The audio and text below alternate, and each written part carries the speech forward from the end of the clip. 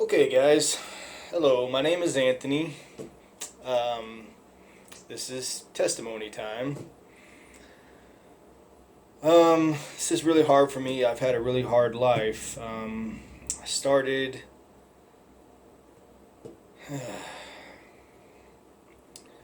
off when I was born. From the very moment when I was born, the devil tried to take me out. I had yellow jaundice. And surprisingly enough, my dad was the one who saved me. He took me to Children's Hospital and had them treat me because they said that I was going to die at the other hospital. So he did that and I lived. Fast forward a little bit. I was born to a mother and a father. And I had two older sisters. The older sisters were basically my mother raised them. My dad, he was a bit of a control freak. He wanted to raise me himself, and basically told my mother that if she interfered with him raising me, that he would hurt her and would hurt the other children and things like that. And she told me this later on in her life. So she was scared. So she basically just didn't pay attention to me. And my father, you would think that he would have taught me how he was and what to do and everything, but no, he was in love with himself. Intoxicating drink, the bar life, things like that. My mother never went with him. It was just him. And so he didn't realize he had, things blocking, the fact that he had a son at home that he just so loved because he was just so ecstatic about having a son because he had two daughters and he had to keep on having children until he had a son. And then when he finally had a son, he still loved the drink more. And so he didn't teach me anything about being a person, about being a boy, about being a young man, about being a man in the world. He, every time we did something together, he would seem like he would try to teach me, but he's one of those people who thinks that you should know what he knows at all times. And if you didn't know what he knew, even though you've never done it, he would get upset and yell at you and scream at you, just like he does at everything else. Which he did that to my mother, my sisters. So basically, I tried to stay out of their thing whenever I got to be a teenager. I learned everything that I learned from the TV and from a few books that I read. I wasn't properly nourished. I found now. I know that now because I've been a trainer now, but I wasn't properly nourished, so I was a very small and lanky, short child. So I'm guessing that's probably not the kid that my dad wanted. So that's probably the reason why he didn't teach, or well, might be one of the reasons why he didn't teach me anything. Is that because he was ashamed of me? Yeah, I wasn't the son he was looking for. He was probably looking for a football player or a baseball player, or some athletic kid, and that just wasn't me. And it was just because I wasn't nourished properly, because my mother didn't take care of me and he didn't take care of me because he was never there. When he was there, he was fighting with my mother or he was fighting with my sisters. So it's like, so basically I lived in my room when I was young. My whole life was my room. I watched TV a lot, watched movies a lot. I had a little bitty CRT, small TV in my room. We were poor. The family was poor. My dad, my mother worked. It was about her only escape, was she worked at a department store. selling things. And my father, he was a mechanic, as far as I know. Um, I never really saw him at a mechanic job, but he said he was a mechanic, and he said he hated being a mechanic, but that's what he did. Um, I'm guessing, I don't remember a whole lot from my childhood when it comes to that kind of stuff, because, like I said, I was isolated in my room. Um, and I enjoyed playing Legos and G.I. Joe and stuff like that, and making my own life through these things, because I had no life other than that, because I wasn't given a life when I was a kid. My life was avoiding my father and my sister and my mother, or basically my father and my sisters yelling and screaming at each other whenever they were teenagers. You know, my one sister, she loved to yell out. She loved to scream. She was just like my dad. She just wanted to egg him on and bring on the wrath and bring on the red face from him, and make him spit, and all of this stuff. She just loved doing it to him because she hated him so much. My other sister, she just wanted to be like the other sister, the older sister. She wanted to be like her, and so of course they butted heads. They were about 2 years apart. And so, well, you wore my clothes, I wore your clothes, all the way down to undergarments, things like that. This is the stuff I heard when I was a kid, you know, um, when I was like 8 or 9, in my room and stuff like that. I heard this through the door. I have visions of my dad running up the stairs, screaming, saying he'll break down the door. Um,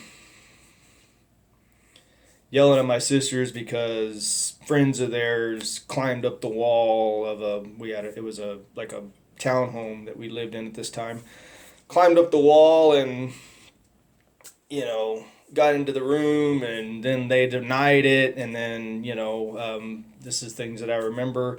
The couch got broke, and I knew how it got broke, because I saw it happen because I was there.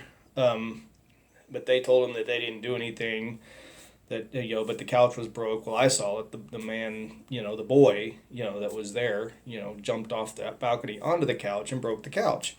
And eventually my dad got it out of the girl of my sister, that's what happened. So, obviously you understand what happened with that, obviously it was not a good thing. So this was my life, every once in a while I got out, did some things. Of course, I didn't know how to control. I didn't know how to, live a life. Basically, I didn't know how to make friends, and I wasn't taught how to make friends. I wasn't taught how to conversate with people. I wasn't taught, about people, or any hobbies or anything. It's just, I was just there, I was born and I was just there to them, my sisters, they didn't pay attention to me. My mother, she couldn't pay attention to me. And my father didn't want to pay attention to me. He wanted to pay attention to beer, and liquor and parties at bars and stuff like that, and, so, that was my life. Well, I went to school, and obviously I didn't know how to conversate with anybody because I wasn't taught. So, obviously I was the outcast and everything. And I always, was not seen. I go to places, and, they didn't see me. It's because I didn't put myself out there. So I was waiting for people to come to me, and obviously I was about the only type of, about the only type of interaction I got was when people were making fun of me, or saying that I was too skinny, or I was too quiet, or I was too this or too that, making fun of me, picking on me, doing these things. You would think that I would get into a lot of fights and stuff like that, but I was a little scrawny kid, and I really couldn't fight, and I wasn't taught how to fight. All I knew was things that I'd seen on TV, of how to fight, and those were grown men. They weren't children, So my dad didn't teach me how to fight or defend myself or nothing. He didn't teach me anything. So, and he also told me that if I ever got into a fight, or if he was ever called, to come from where he was to come to my school because I got into a fight or because I got in trouble, that he would, beat me with an inch of my life, and so. And the real thing was, what I found out later, when I got older, it was that he didn't want to come back from the bar. He didn't want to be called from the bar. It wasn't about his job. It was because he didn't want to be called from the bar and his partying and his, playing shuffleboard and all this kind of stuff that I learned way, when I got a lot older, about who he was and, what he did. So, like I said, I went through school, bullied, not to the point of being, like thrown up on a flagpole or put in a locker or all that kind of stuff. Somehow I was guarded from that. I've seen shows and movies and things like that, and I've actually heard real encounters where people do these things, where kids did these things, and I consider myself lucky, blessed, at this point that I know that I didn't have to deal with that kind of stuff. That was not something I had to deal with. It was just, okay, he's this, he's that, don't talk to him, he's got cooties, all that kind of stuff. In elementary, they went through, in junior high, they went through this whole thing about putting salt in people's hair. They did that all the time, make it itch, things like that. And I know now that they do that because they don't like their life and they want to put it on somebody else and make somebody else miserable. I know that now. Doesn't give it an excuse. It's not a good thing to do. There's no excuse for doing something like that, And me, I was kind of because, I wasn't brought up in the world because the world ignored me. Basically, I was brought up by what was in my head, the voices I heard, and in those days, I heard a very prominent voice, that said, okay, you never want to be like your dad. That's not who you want to be. You don't want him to teach you how he is because that's not a good path. And I heard this voice a lot, and it just said, play with your Legos, watch your movies, Disney movies. DuckTales was a lot, back then. G.I. Joe, I don't know why I remember DuckTales, but I like DuckTales, I guess, and Chip and Dale's Rescue Rangers and things like that. I still remember that. It's crazy I still remember that, but I do. But anyways, so that's what I watched, and that was my life. And I made, towns and things with Legos and, linking logs. It was always, making buildings and things and, making towns and, architecture and things. And then I really got into that kind of thing, and actually tried to go into that when I was, old enough to know what architecture was. And I actually was decent at it because I can do some drawing, some artwork, and I learned that later on, and I started drawing things. And actually got pretty good at it from reading books and natural talent. I found now that's God-given talent. But then I didn't know God. I didn't know church. I didn't know Jesus. I didn't know anything. I didn't know any of that. It was we went to church with my grandparents, on Easter, to go, Easter bunny, looking at going Easter eggs, Easter egg hunting. And it's not through my parents, it was through my grandparents. They were like, okay, let's go over there and do the Easter egg hunt, for the kids, and that's what I knew of church, and, we went to Bible study there, but, I was just so, out of my head, in my head, that I never listened to any of that. I was just so bitter and angry, of course, about being who I was, but then of course I had this voice in my head that said, no, you can't be bitter, you can't be angry, you have to do this, you have to do everything good, you have to be a good person or be a good kid and, not do these things that everybody else does. This is what this voice is telling me. And then of course I've got this other voice that's saying, okay, you need to get revenge, you need to hurt your dad, you need to hurt your sisters for ignoring you. You need to confront your mother and say, hey, why aren't you doing anything for me? I hate you, all this kind of stuff. The voices that I hear, as a kid, but it was just that voice of light that was always stronger. And this continued throughout my entire life, is this voice of light was always there. I never knew what it was. I just knew it was a voice of light. It was a voice that was telling me to do the right thing. It's kind of like,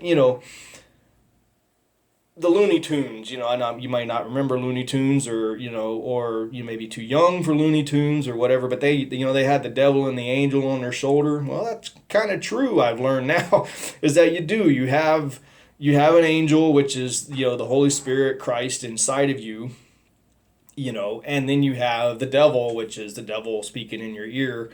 He's never inside of you unless you allow him inside of you, which I did not, through the grace of God. I know now that I never let the devil inside me. He was just speaking in my ear. He had his little minions and they were out there speaking in my ear saying, okay, well, you need to do this, you need to do that, you need to do that. You need to hurt these people, for hurting you. They don't see you, so you need to make it where they see you, get out there right in their face and say, I'm here, and scream it and all this kind of stuff. This is the kind of thing that the devil, had these minions say, whether it was the devil or if it was the minions, I don't know. I do know now that I've, in the end of all of this stuff, I have now been given the task and has completed the task of writing Jesus Unraveled, which is, is not the pinnacle of what I'm supposed to do, but it is part of what I'm supposed to do. And it's brought me up to this season. But I'll go back to that. And obviously, Jesus Unraveled is a book about Jesus's life, which of course comes from the New Testament, the four Gospels. Pretty much the only place you can get Jesus's life at, so that, it is the four Gospels of the New Testament put all together, showing who Jesus was. And, obviously it doesn't show him when he was a teenager and, what he did, except for when he was 12, he was found in the temple doing his father's work, as he tells his parents, But other than that, it doesn't show, his life before that. He was supposed to not sin, he's never sinned. So I can imagine what his life was like, with the Roman children and the Jewish children and all that, So anyway, so I'll go back to my life. Even after I grew up, obviously I still didn't know much because it was all TV and books and things like that. And the few books that I got were just what I got from the library. At school, my parents didn't buy me books. Whether they didn't have the money or they didn't want to, I don't know, didn't care, whatever it is. So that was my life, was the TV and books, and that's what I learned. That's how I learned to do everything. They didn't even teach me how to take a bath or, all that kind of stuff, clipping your nails, all that kind of stuff. I had to learn from a book, or the TV, or whatever, so, and of course the light voice told me how to do quite a few things, but like I said, they were all, from what I could tell, against the world at the time, and even worse now, everything they told me to do was, against what everybody else was doing, So it was like, okay, this is putting me farther behind, farther outside everybody else, making me more unlikable, and so of course I got up angry about that and bitter and all that kind of stuff. But I never could do anything about that because, like I said, that light voice would say, "No, you can't do anything. You can't retaliate. You can't do this. You can't do that. You must be good at all times." And so, that's basically what I did. So fast forward, I graduate high school when I was called out. Out when nobody clapped. Nobody said anything. And my family was there, and they saw that nobody said anything. Nobody did anything.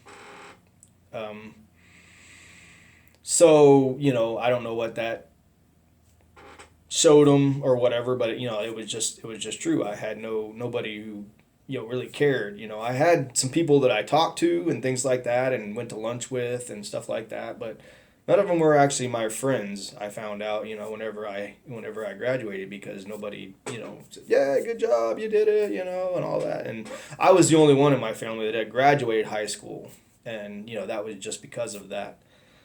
Those books and the light voice to where that happened. My other sisters, one of them got their GED, the other one never graduated. I think she left when she was in 11th grade or 10th grade, something like that. But anyway, they're only what they are because of their husbands, so they didn't really do a good job of raising any of us, in that family. Because my mother she was just so scared all the time. I forgive her. She was feared of her life and feared of her kids' lives. Because he had told her that he would kill the kids. If she did anything, that was displeasing to him. So, she was scared, and she did what she had to do. She went to work, and that was her escape. And other than that, we did have family dinners and things like that, and I think that's just because my dad liked to cook. So if he cooked, you would eat it. You eat it. If you don't eat it, then he yell at you, and all that kind of stuff. And he said if you say anything that you don't like or whatever, he would throw it. So it's that kind of life. Anyways, back to whenever I grew up, I graduated, I went into the military. Because I thought, okay, my parents aren't going to pay for any college. I need to go to a military, and I was too, messed up in school to get decent grades to get into college, and, that kind of thing. So I didn't even take the SATs, because like I said, nobody told me about them, that you had to take them to go to college and all that. My parents didn't tell me, and nobody else did, because everybody else didn't see me. I was just there most of the time. So, anyways, I went into the military. I went into the Air Force, and to serve my country and to get into college. I thought maybe I could take some college classes after I got out and all that. But of course, I didn't, belong there either. I did great. I did fine. I'm decently smart, when it comes to things, and I did fine.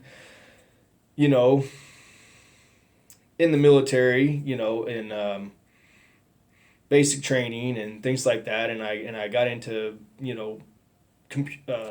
computers and electronics and things like that, and got a job in the Air Force doing that kind of thing, working on radios and radars. I was based in Oklahoma, Oklahoma City area, right there. I think it was Norman, is where it was. It was the Air Force base over there, Tinker. And that's where I was based after I went to Biloxi, Mississippi, and, had training school there. In Biloxi, I blossomed a little bit. I actually got my first real girlfriend at that time, and that was when I was like 19. And I don't know how it happened. It just happened. And I was playing pool and I met her, billiards, and that's one thing that my dad did teach us because he loved billiards. It was something he did at the bar. So he did teach us how to play pool, and we had a pool table at our house at one point when we had a little bit more money, and we played pool. So I knew how to play pool a little bit, and I started teaching this girl pool, and we ended up in a relationship for a little while. Now I've learned now that God put a stop to that really quick because they had a hurricane in Biloxi, and after that I never saw her again. So I don't know what happened there. I don't know if she, went home to the Lord, or if she went home somewhere else. I don't know, because I never talked to her again after that. God rest her soul if she did perish in that.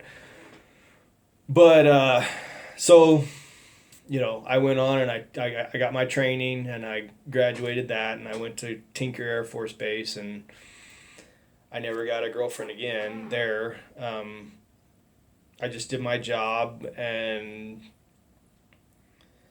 until I went home I think it was like 2 years later, I went home, at Christmas time, and then I got back and found out that I was counted AWOL for about 24 hours because they had changed my shift while I was gone. Now, I specifically asked before I left if they were going to change my shift, and they said no. They said, be here at this time. I should have got it in writing, but, I didn't. So when I came back, I did not come back until till about 8 o'clock in the morning, and my shift was supposed to be a night shift. I was working a night shift, and they switched it to days after I left. Even though they had said I was still staying on the same shift. So I was counted AWOL for that time. I got demoted because of this. I lost a stripe, and like I said, I knew that what they had said, and good. I'm just like, okay, I know the truth. This is the truth. And I wouldn't accept it. I wouldn't accept the demotion. That's just plain and simple. So I didn't take the stripe off. I left the stripes on because I didn't agree with what they did. I got a lawyer, and the lawyer said, "Oh, well, you got demoted. They're saying they did, and it's just your word against them, and they're a sergeant and you're not, and it's just all there is to it." I wouldn't accept it. I have this light voice that says, "Hey, truth is truth is truth is truth. It doesn't matter what these people say." So in my head, it was true. I had truth. So I didn't accept it. I got sent in, and they said, you didn't accept that you lost a stripe. So, and you still have a stripe on there. You still have 2 stripes, even though you've lost one. Well, we don't think you're good for this, for military anymore. You don't take orders. I said, well, yeah, I'm not going to tell you if it's not true. I'm not going to take orders. No, I'm not going to do something that's against my morals. No, I'm not. I'm not going to take lies as the truth. It's not going to happen. So, I got sent away. It was called under honorable conditions. It wasn't truly honorable because, but it was under honorable conditions. So I got sent away. But no, I got the training, the electrical training and all that. So I got something out of it, but I didn't get any of the college or anything else like that, or the status of being a vet and all that kind of stuff. And I never went to war. I just I was just in the shop, so it wasn't that big of a deal. So now I'm an adult, and now I have to find work and all that. And I actually found something that was similar to that, but it was a long way away, and I didn't know I didn't know, still didn't know too much about life. I knew about military life, but I didn't know too much about the outside world, and of course I couldn't navigate it and I lost that job. And then, it was job after job after job, until I got into electrical work, for, a house building houses. And I decided I didn't want to do that. I said I want to do commercial, and then I went and did commercial electrical work, and I did, that quite a bit, and I actually excelled in that. I excelled in commercial work, but I never excelled in my, and I would do the work, and I would get recognized for that. People could see what I'm doing, is good, and it can help them, so they promoted me in that kind of thing, until something came up, and then I would have to leave that and do something else, or go to another place or whatever, and then that would cause an issue. And then, so, I went through a couple of electrical because I lived in a place that was, you know, I lived in Fort Worth, and a lot of places would go to Dallas or farther out, and I just couldn't, the traffic was awful. I mean, it was just like, okay, you had to drive 3 hours to get to Dallas, and then you work, and then then you have to drive 3 hours back, because 3 hours just because of traffic, because you're sitting there in traffic, and then you have no life, which I didn't really have a life anyways, but I still didn't want to work and drive all the time, so so I got pulled out of that whenever I finally met a girl again. And you know and I met the girl through my sister. And her parents got me into a job that was doing electrical work, but in a in a building, building oil fracking cabins. So I did that, and I enjoyed that, and I didn't do too bad at it, and me and her were doing okay and all that. But she was she was damaged. She had lots of things going on with her. When I met her, she was pregnant already. Um, and I was there for her son, and I raised her son all the way up to 7 years old, from an infant. So basically, to him, I was his father. His father was in another country somewhere, um, but she never recognized that. She never recognized what I did for her or him, or that I worked hard and she didn't work. She used me. She didn't work. She said that she wanted to work, but then she never got a job. She never tried. She, oh well, I need this, but then she was like, well, I need to watch Luke and all that. But her parents watched Luke all the time, and her parents were good people. They were Catholics. I mean, her dad, and they were quite well